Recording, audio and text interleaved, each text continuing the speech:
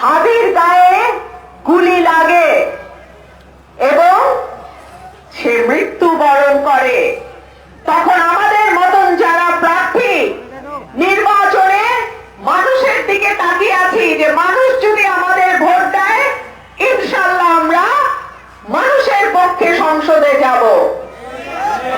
আমাদের মধ্যেও কিন্তু ভয় তৈরি হয়। শোনা যায় 50-60 জন এমপির তালিকা নাকি তৈরি করা হয়েছে পরিবেশ অস্থিতিশীল করবার জন্য, তাদের উপরে হামলা করা হবে। আমি পরিষ্কার বলতে চাই, হায়াত মৌতের মালিক আল্লাহ, হেফাজত করার মালিক আল্লাহ, কিন্তু তাই বলে সরকার তার দায় এড়াইতে পারে না।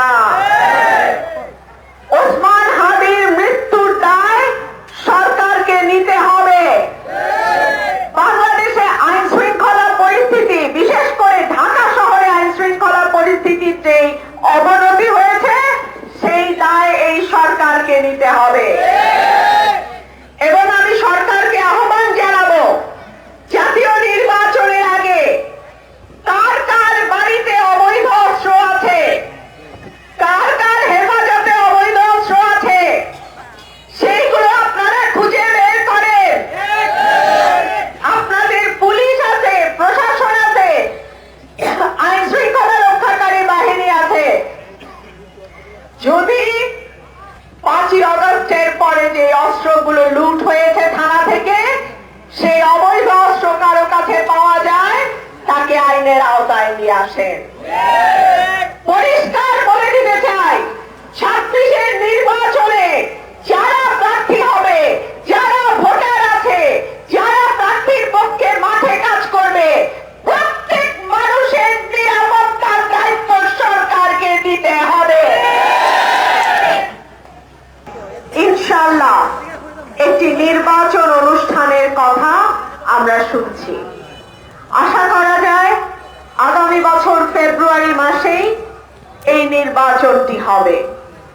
বাংলাদেশের মানুষ গত 15 বছর কোন রকম নির্বাচনে, সেটা জাতীয় নির্বাচন হোক আর ইউনিয়ন পরিষদ নির্বাচন হোক, মানুষ ভোট দিতে পারে নাই, মানুষ ভোট কেন্দ্রে যেতে পারে নাই।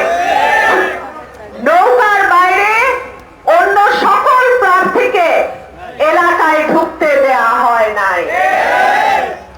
নৌকার সমর্থনের বাইরে অন্য যে কোনো মার্কার সমর্থনে যারা কাজ করতে চাইবে তাদের বিরুদ্ধে প্রশাসন পুলিশ ব্যবস্থা নিতে।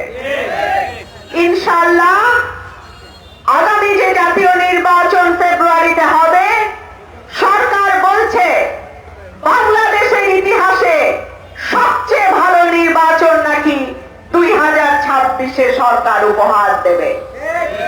আমরাও এই কথায় বিশ্বাস রাখতে চাই, আমরাও সরকারের কথায় আস্থা রাখতে চাই। কিন্তু যখন আমাদের ভাই, তাহলে আপনাদের জন্য আমি কি করতে পারি? আমাকে জানানো হলো সরাইল থেকে পানিশ্বর পর্যন্ত জাফর খাল সংলগ্ন যে রাস্তাটা আছে তার মেরামত বহুদিন যাবত করা হয় নাই। সেই রাস্তার বেহাল দশা। সুতরাং ওই রাস্তাটা যাতে নির্মাণ এবং মেরামতের কাজ নেওয়া হয়, ইনশাআল্লাহ আমি সেই উদ্যোগ গ্রহণ করব। বিটঘর বাজার বরাবর জাফর খালে ব্রিজ নির্মাণ কাজটাও বহু বছর যাবত আটকে আছে। বিটঘর থেকে টিঘর পর্যন্ত আমরা একটি রাস্তা করে দেবার পরিকল্পনা করছি ইনশাআল্লাহ। পানিশ্বর ইউনিয়নবাসীর শিক্ষা, চিকিৎসা, যাতায়াত, শুধু পানিশ্বর বলে না, এখন পর্যন্ত আমার যে 19টা ইউনিয়ন আছে, 17টা আগেই ছিল, 2টা নতুন ইউনিয়ন যুক্ত হয়েছে। এই 19টা ইউনিয়নের স্কুল, কলেজ,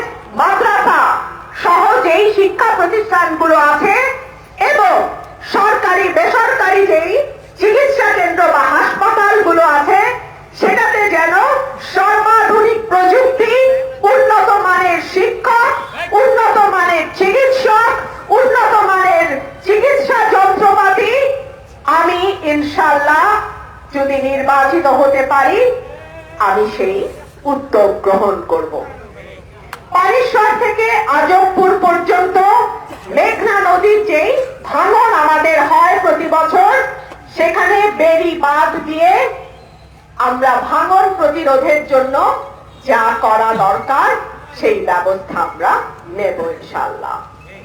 1971 সালের আমাদের মহান মুক্তিযুদ্ধে বিদঘর গ্রামের 73 জন মানুষ শহীদ হয়েছেন। এই মানুষদের সমাধিস্থল এবং তাদের পরিবার পরিজনের যে দায়িত্ব সেটা ইনশাআল্লাহ আপনাদের ভোটে যদি আমি সংসদ সদস্য নির্বাচিত হই সেই দায়িত্ব আমরা গ্রহণ করব। আমার প্রিয় বিদঘরবাসী, বাংলাদেশের 274টা বা 75টা আসনে যখন আনন্দ উৎসব চলছে তখন সরাইল আশুগঞ্জের মানুষ জানে না তাদের এমপি প্রার্থীকে। এটা সরাইল এবং আশুগঞ্জের ভোটারদের জন্য দুঃখজনক একটি বিষয়। গত 17 বছর আমার কি ভূমিকা ছিল সেটা আমি বলবো না, সেটা আপনারা জানেন, সেটা মানুষ জানে। আমি সব সময় বলেছি আমার নেতা কর্মী